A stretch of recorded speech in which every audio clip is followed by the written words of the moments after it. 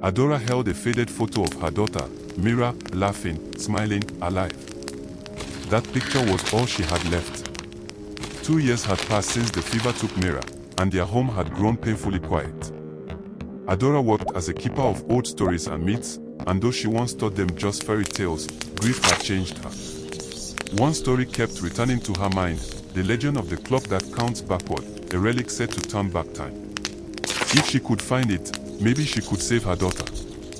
So, she set out. The journey was long and dangerous. The mountains tricked the ice, paths crumbled underfoot, and shadows whispered warnings. But finally, she found it, a strange, dark iron clock hidden in a glowing cave. It wasn't beautiful. It wasn't golden or jeweled.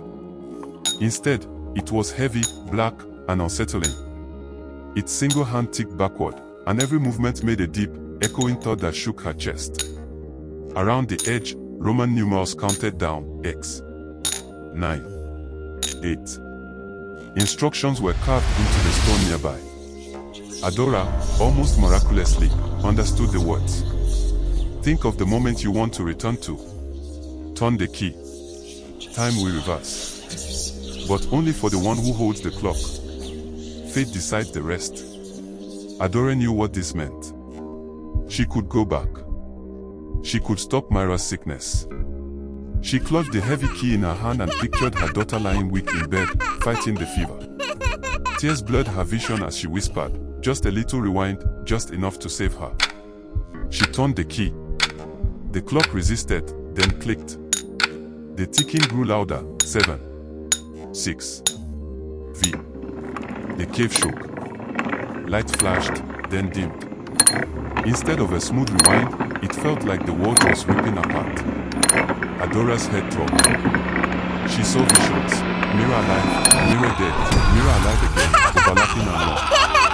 She saw glimpses of other people who had touched the clock in the past, all of them desperate, all of them paying a terrible price. The numbers fell, 4, 3, 2, then silence. Adora gasped and opened her eyes. She was back in her own cottage. Sunlight streamed through the windows. And then, she heard it. A soft humming. Her heart nearly stopped. Mira.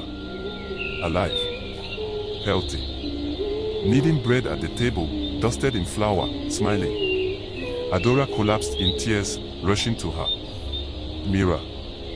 Mira turned, smiling warmly. But something was off. Her eyes held a sadness that didn't belong to a child. Mama, she asked softly. You look different. Older. I had the strangest dream about a dark cave and a clock that ticked so loudly, and you were crying. Adora froze. Her joy melted into horror. The clock hadn't simply restored Myra's life. It had erased 2 years of Adora's suffering from her daughter's timeline, but not from Adora's. Mira had skipped over the sickness and death. But Adora had lived it all. The sleepless nights. The grief. The emptiness. 2 years of pain burned into her soul, and her daughter had no memory of any of it. The woman who now stood before Mira, older, scarred, hollowed by grief, wasn't the mother Mira remembered. To Mira, nothing had changed. But to Adora, everything had. She had saved her child, but in doing so, she had created a gap between them that nothing could fill. Adora fell to her knees, hugging Mira tightly. Her daughter was warm, alive, breathing. And yet Adora's arms felt empty, because she was hugging a past that no longer matched the present. The cost of the clock was clear now. It hadn't given her a second chance. It had stolen the time she had truly lived, leaving her alone with memories no one else would ever share. She had Mira back. But the bond between them would never be the same.